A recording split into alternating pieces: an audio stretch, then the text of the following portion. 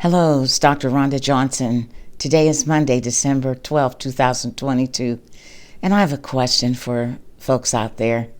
Are you one of these people who think that you have never had a COVID infection?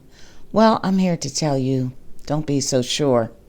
I am sharing results from an article published by the CDC in their December 2nd issue of their Morbidity, Mortality Weekly Report. That's a peer-reviewed journal.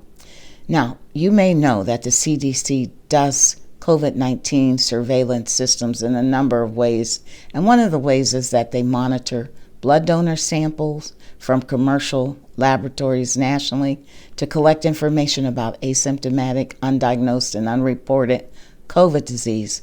But they also included testing as part of the National Health and Nutrition Examination Survey, commonly called NHANES for short.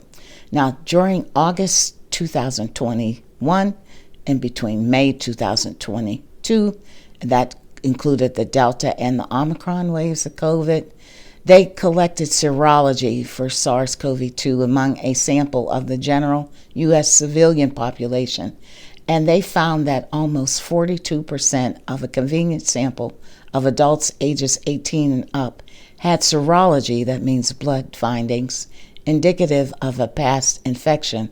And of these 42% of these adults who had evidence of a past infection, almost 44% of them self-reported that they had never had COVID, so suggested they had asymptomatic infection. Now, how did they test the blood samples to determine their COVID status? Well, they tested two ways. They tested the sera for anti-spike antibodies, which are produced in response to COVID-19 vaccination, as well as SARS-CoV-2 infection, or both. And they tested for anti-nucleocapsid antibodies, which are produced only in response to COVID infection. Now, they segmented the data by sex, age, education, race, ethnicity, and COVID vaccination status. And there's a whole lot of information in this report that I am not going to go into.